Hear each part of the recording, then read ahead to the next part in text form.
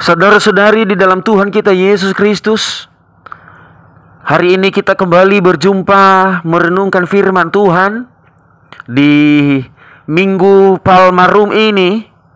Dan semoga saudara-saudari semua tetap semangat, tetap setia kepada Tuhan, terlebih-lebih mendengar firman Tuhan. Persiapkanlah hati mendengar firman Tuhan.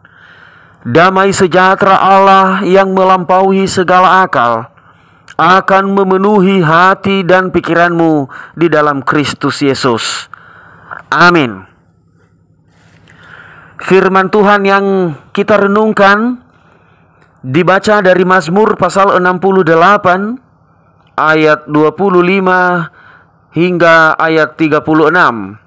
Inilah firman Tuhan.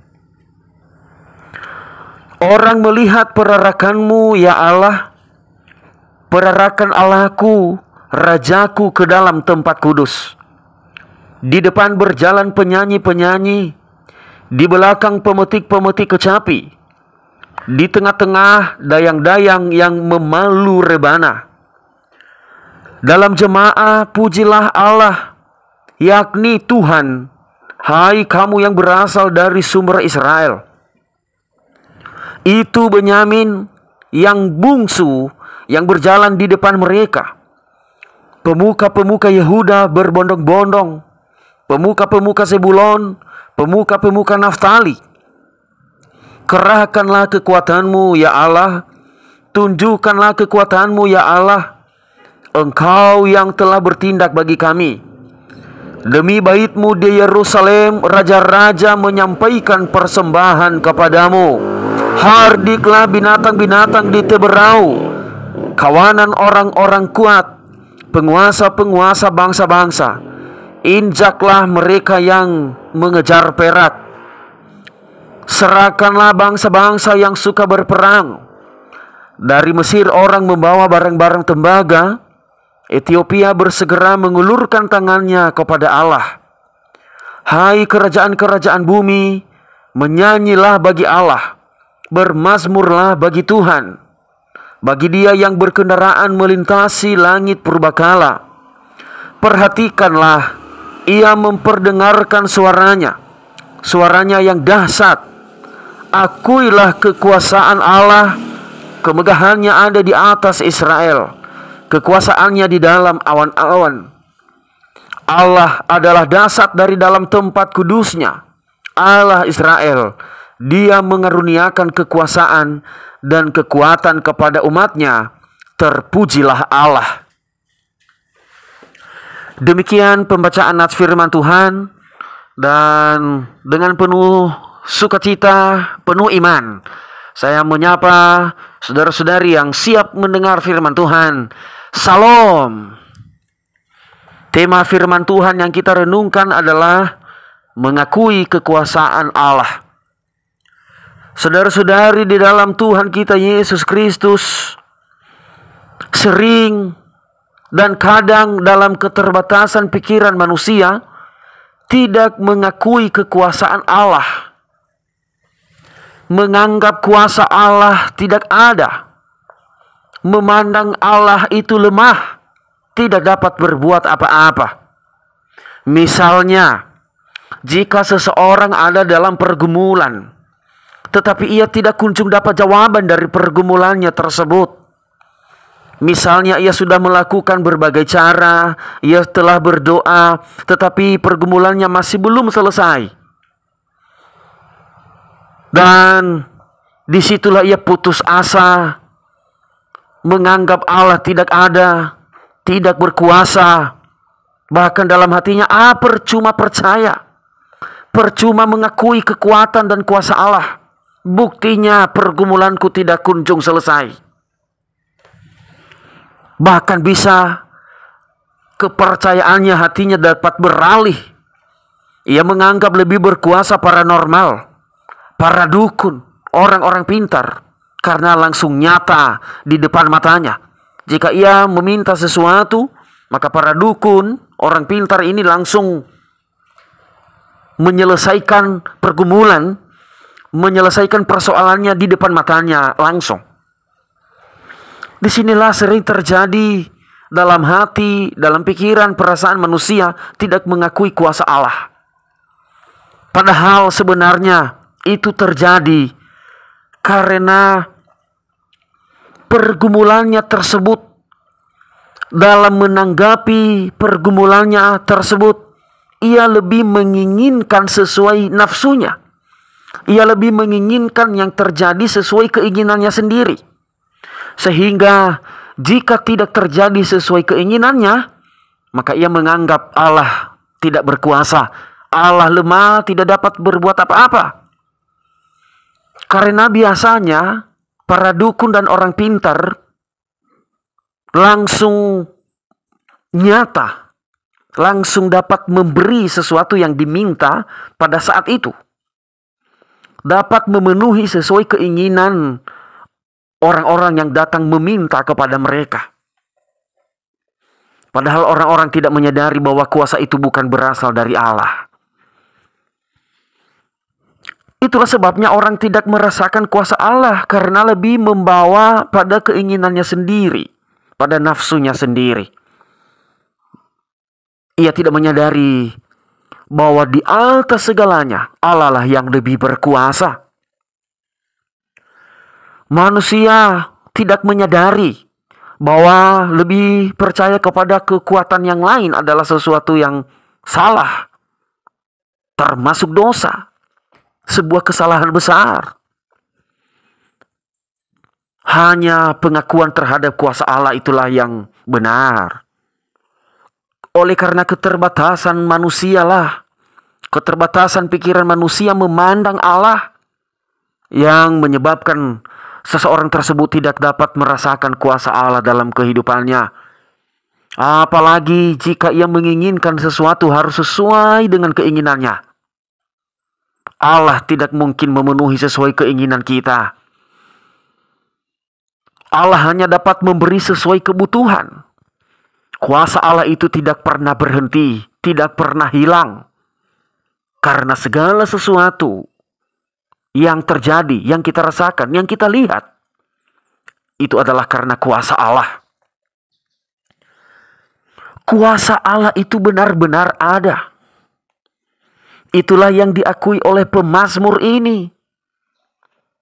Mazmur ini yang kita baca ini merayakan pemerintahan dan pemeliharaan Allah atas umatnya Israel. Merayakan pemeliharaan pemerintahan Allah atas kemenangannya dari seluruh musuh-musuhnya. Tidak ada yang dapat menandingin Allah. Semua terkalahkan. Mau kuasa dari mana saja, kuasa dunia, kuasa jahat, tidak dapat yang dapat menandingin kuasa Allah. Allah ya yang menang. Allah lah yang lebih kuat. Atas dasar itulah para pemazmur ini mengakui kekuasaan Allah. Mazmur ini berupa puji-pujian dan nyanyian syukur kepada Allah. Puji-pujian, nyanyian syukur untuk memuji memuliakan Allah yang berkuasa itu. Karena memang hanya Dia yang layak dipuji. Hanya Allah yang layak menerima nyanyian pujian syukur. Tidak ada yang lain. Karena hanya Allah lah yang berkuasa, yang dapat memberi kekuatan kepada manusia, yang dapat memberi kehidupan kepada umatnya. Tidak ada yang lain yang berasal dari dunia ini yang dapat memberi kehidupan, yang dapat memberi berkat kepada manusia di dunia ini. Tidak ada. Karena itu tidak ada yang layak dipuji, tidak ada yang layak menerima nyanyian syukur di dunia ini kepada siapapun. Hanya kepada Allah yang berkuasa, baik di dalam kehidupan manusia, terlebih-lebih di seluruh alam semesta ini. Mazmur ini berupa puji-pujian dan nyanyian syukur sebagai pengakuan bahwa Allah berkuasa. Allah berkuasa baik bagi umatnya maupun di alam semesta ini. Termasuk berkuasa atas binatang-binatang liar. Sejahat dan seberkuasa bagaimana dan apapun binatang-binatang yang kuat di dunia ini, kuasa Allah lebih kuat dan lebih tinggi lagi. Sebenarnya binatang-binatang liar di sini itu hanya dilambangkan kepada penguasa-penguasa bangsa-bangsa. Di ayat yang ke-31, sebesar apapun kuasa penguasa-penguasa di dunia ini, penguasa-penguasa bangsa ini, lebih tinggi lagi kuasa Allah. Itulah sebabnya dilambangkan sebagai binatang-binatang di teberau. Allah mampu menghardik, Allah mampu menginjak mereka. Hanya Allah lah yang berkuasa. Allah lah yang dapat mengalahkan segala kuasa-kuasa yang kuat di dunia ini. Dari itu semua, pemazmur sangat mengenal, sangat tahu betapa berkuasanya Allah, betapa baiknya Allah. Ia telah melihat kuasa Allah yang sesungguhnya. Ia telah merasakan kuasa Allah. Ia merasakan sendiri, bahkan ia melihat kuasa Allah dapat mengalahkan musuh-musuhnya, dapat menginjak-injak segala kuasa-kuasa yang kuat di dunia ini.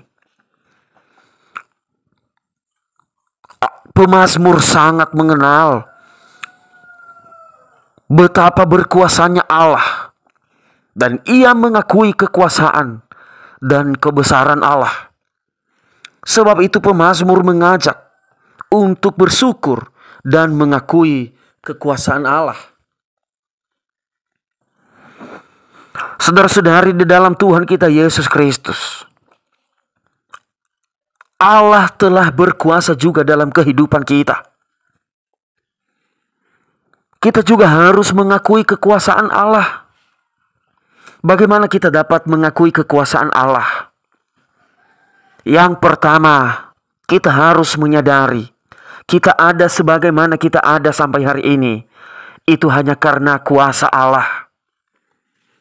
Kita boleh bernafas, masih dapat menghirup angin segar oleh karena kuasa Allah. Kita boleh menikmati alam ini.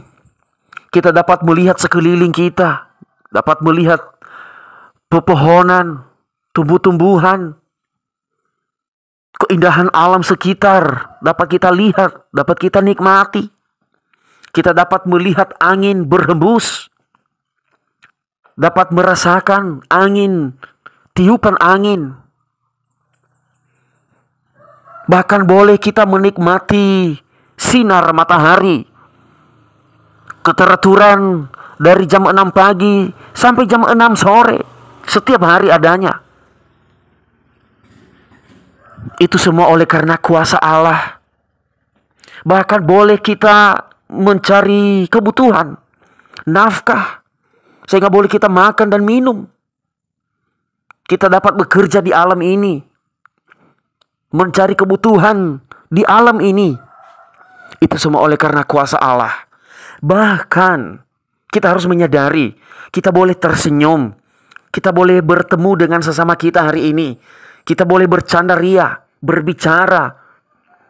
Itu semua oleh karena Allah yang telah berkuasa dalam kehidupan kita. Kesadaran itulah yang diharapkan Allah bagi kita, yang dinasihati oleh firman Tuhan bagi kita. Kita harus menyadari bahwa kehidupan kita ini hanya oleh karena kuasa Allah.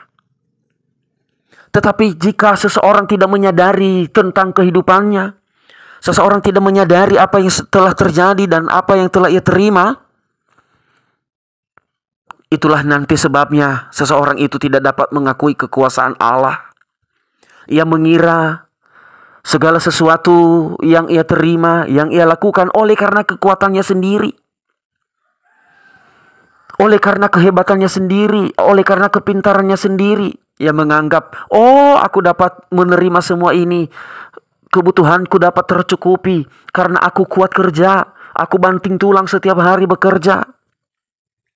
Aku dapat uang harta sebanyak ini oleh karena kegigihan saya bekerja, oleh karena kepintaran saya berbisnis dan segala macam.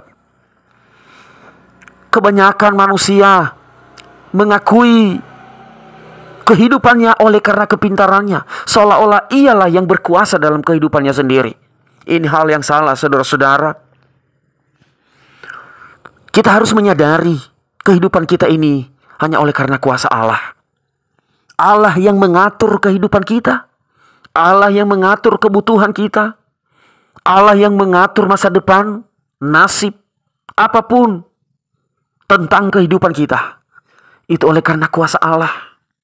Tanpa kuasa Allah, mustahil dapat terjadi semua keinginan kita. Mustahil dapat terjadi kehidupan kita ini. Mustahil dapat kita nikmati berkat-berkat Tuhan ini. Jadi itu adalah salah satu cara mengakui kekuasaan Allah adalah menyadari kehidupan kita. Bahwa segala sesuatu yang kita miliki, segala sesuatu yang kita hadapi, yang kita rasakan dan kita nikmati hanya oleh karena kuasa Allah. Yang kedua, saudara-saudari, bagaimana kita dapat mengakui kekuasaan Allah? Bersyukur dalam segala keadaan. Bersyukur dalam sesuatu apa yang terjadi. Jika kita merasakan sukacita, kita menerima berkat melimpah, kita bersyukur, memuji, memuliakan Allah. Itu hanya karena pemberian Allah bagi kita. Sebaliknya, seandainya kita mengalami sesuatu kekurangan, pergumulan, masalah hidup, kita tetap bersyukur kepada Allah. Jangan sampai putus asa hanya karena kekurangan kebutuhan, hanya karena pekerjaan kita yang tidak sesuai dengan target yang kita inginkan. Maka kita lupa bersyukur, kita meninggalkan Tuhan. Itu hal yang salah. Selalu bersyukur, memuji-muji Tuhan, mengagungkan Tuhan, menaikkan nyanyian syukur bagi Tuhan setiap saat, apapun keadaan yang terjadi. Itu sudah termasuk pengakuan atas kekuasaan Allah bagi kita. Dengan bersyukur dalam segala keadaan, saudara-saudari, itu adalah sebagai pengakuan kita bahwa hidup kita ini adalah anugerah Tuhan. Hidup kita ini adalah yang diatur oleh Tuhan. Kita merasakan senang dan kita merasakan susah, itu adalah aturan Tuhan. Tuhan yang menetapkan, Tuhan yang mengatur. Sebab itu kita selalu bersyukur, selalu memuji Tuhan, memuliakan Tuhan. Puji-pujian dan nyanyian syukur selalu dinaikkan, dibawa kepada Tuhan. Itulah syukur kita dan pengakuan atas kuasa Allah. Yang ketiga, bagaimana kita mengakui kekuasaan Allah? Yaitu dengan berserah penuh dan mempercayakan hidup kepadanya. Berserah saja kepada Tuhan. Biarlah suka-suka Tuhan dalam kehidupan ini. Biarlah dalam aturan Tuhan dan hidup ini. Mempercayakan hidup sepenuhnya. Biarlah Tuhan yang mengatur dan bertahta dalam kehidupan kita. Apa yang diinginkan Tuhan, itu yang kita lakukan. Apa maunya Tuhan, itu yang kita perbuat. Itu namanya berserah. Dan mempercayakan hidup kepadanya. Kita harus percaya, Tuhan tidak mungkin merencanakan kejahatan bagi kita. Ketika berserah penuh kepada Tuhan dan mempercayakan hidup ini, berarti kita sudah mengakui kekuasaan Allah. Kita mengizinkan Allah itu berkuasa dalam kehidupan kita. Kita hanya berserah, kita hanya mengikut saja. Dia yang berkuasa. Tetapi seandainya kita tidak berserah, kita tidak mempercayakan hidup kepadanya, berarti itu artinya kita tidak mengakui kekuasaan Allah. Kita meragukan kuasa Allah. Kita ragu-ragu atas Allah bagi kita. Dan itu adalah sesuatu yang salah. Kita harus mengakui kekuasaan Allah. Kita harus berserah dan mempercayakan hidup seutuhnya kepadanya. Sehingga kehidupan kita menjadi aman dan menjadi nyaman. Ada sebuah ilustrasi untuk menutup khotbah ini. Ada seorang anak, dan anak ini sangat nakal. Ia hanya tinggal kepada ayahnya karena ibunya sudah tidak ada lagi. Mereka hanya tinggal berdua di sebuah rumah, bapaknya dan anaknya ini yang sudah remaja. Tetapi anak ini sangat nakal. Ia tidak mengakui peraturan bapaknya dalam rumah. Ia tidak mengikuti petunjuk-petunjuk bapaknya. Ia tidak mengikuti nasihat-nasihat bapaknya. Ia lebih membawa kehidupannya pada foya-foya, pada keinginannya sendiri. Sehingga bapaknya ini sudah tidak sanggup lagi mendidik anaknya ini. Seolah-olah anaknya ini tidak mengakui ayahnya, tidak mengakui sebagai bapak. Buktinya ia tidak mengikuti seluruh nasihat, seluruh petunjuk dari bapaknya. Sehingga suatu saat bapaknya ini berencana untuk membuang anaknya ini ke hutan. Suatu hari dengan suara dan bujukan yang lemah lembut, bapaknya ini mengajak anaknya ini mengambil kayu di hutan. Dan anaknya ini ikut. Mereka berangkat mencari kayu. Dan mereka terus berjalan. Karena ini sudah rencana bapaknya. Mereka berjalan terus. Bapaknya ini membawa mereka ke hutan yang paling jauh dan tidak ada penghuninya. Bahkan tidak ada orang yang berani masuk ke hutan tersebut. Mereka sampailah ke dalam hutan ini, dan sengaja bapaknya melama-lamakan gitu biar agak lama nyari kayu sampai malam. Sampai malam bapaknya mengatakan, kita bermalam di sini saja. Karena jika kita pulang sudah tidak kelihatan lagi. Padahal ini adalah rencana, sengaja bapaknya berbuat seperti itu. Sampai malam mereka bermalam di situ. Dan mereka tidur di tengah malam. Pada saat mereka tertidur, bapaknya ini bangun dan melihat anaknya sudah tertidur pulas. Kemudian ia pergi dari situ.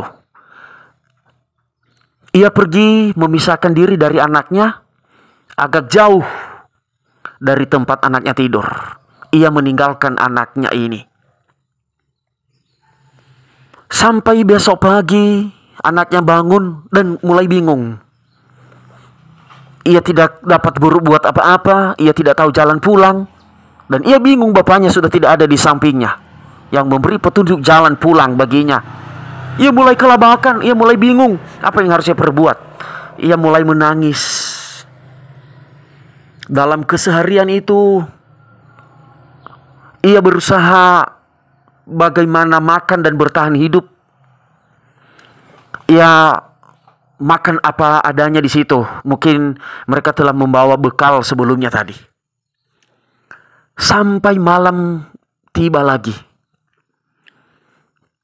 Anak ini sudah berserah dan mulai menyadari, seperti inilah nasib jika tidak ada ayah. Seperti inilah kehidupan jika tidak ada orang tua.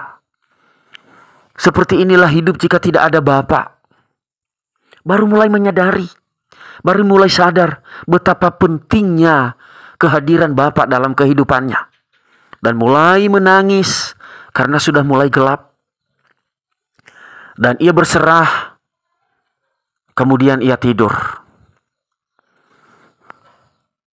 Dalam tidurnya ini, tiba-tiba dari jauh kedengaran suara kaki sedang berjalan. Ia mulai gemetar dan ketakutan. Semakin mendekat, dan ia takut. Ternyata suara kaki yang sedang berjalan itu adalah seekor harimau yang sedang mencari mangsa. Karena anak ini melihat harimau semakin mendekatinya, ia sudah sangat takut. Dan ia teriak, "Bapak, tolong." Ini dalam kesusahan, dalam keterpurukan, dalam ketakutan, baru teriak kepada bapaknya, minta tolong. Harimau semakin mendekat karena mangsa sudah di depan mata. Apa yang terjadi, saudara-saudari? Pada saat harimau ini melompat mau menerkam, tiada disangka anak panah tertancap di dada harimau ini dan mati. Anak tersebut mulai mengelus dada. Ia selamat dari kematian itu. Ia melihat sekeliling tidak ada orang. Dia hanya sendiri di hutan itu. Padahal sebenarnya, saudara-saudari, bapaknya tadi tidak terlalu jauh dari tempat itu. Ia selalu memantau anaknya ini. Ia melihat dari kejauhan. Ia telah menyediakan panah, menyediakan perlindungan. Dialah yang memanah harimau ini tadi pada saat menerkam anaknya. Tiba besok harinya, pada hari yang kedua, anaknya ini mulai kelaparan dan semakin teringat akan bapaknya yang selalu menyediakan makan baginya di rumah. Semakin ia menyadari bahwa ternyata ia tidak dapat hidup sendirian. Ia semakin menyadari betapa pentingnya seorang bapak dalam kehidupannya dan mulai mengambil kesimpulan, seandainya ia dapat pulang ke rumah dan ketemu dengan bapaknya, ia akan berubah. Ia akan mengakui kekuatan bapaknya. Ia akan mengakui kasih sayang, kebaikan bapaknya. Selagi ia merenung, selagi ia menangis dan berjanji akan berubah, tiba-tiba ayahnya datang di sampingnya. Dan ia kaget. Dia kira itu adalah pemangsa, tapi ternyata itu adalah ayahnya.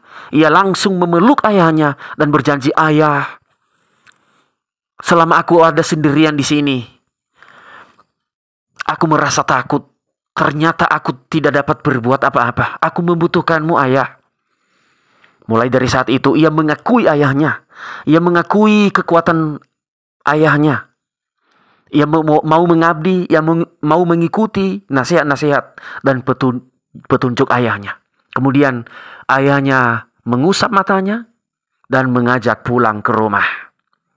Mulai dari situ mereka bahagia dalam rumah. Segala sesuatu, peraturan dalam rumah mereka, anak tersebut mengikutinya. Saudara-saudari dalam Tuhan kita Yesus Kristus, apa makna dari ilustrasi ini? Terkadang kita tidak mengakui kuasa Allah. Kita lebih mengikuti keinginan kita sendiri. Itulah makanya nanti Allah kadang menegur. Allah kadang memberi kita pergumulan supaya kita menyadari bahwa kita tidak dapat berbuat apa-apa jika tidak ada Tuhan bagi kita. Sebab itu, saudara-saudara, kita harus mengakui kekuasaan Allah.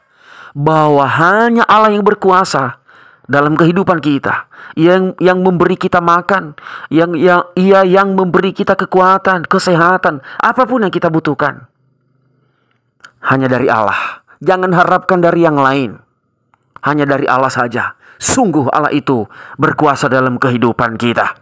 Terpujilah Tuhan. Dan kita berdoa, kami mengakui kekuasaan-Mu ya Tuhan. Engkau yang berkuasa bagi kami. Sebab itu kami memuji-muji, bersyukur kepadamu, menyerahkan hidup sepenuhnya kepadamu saja.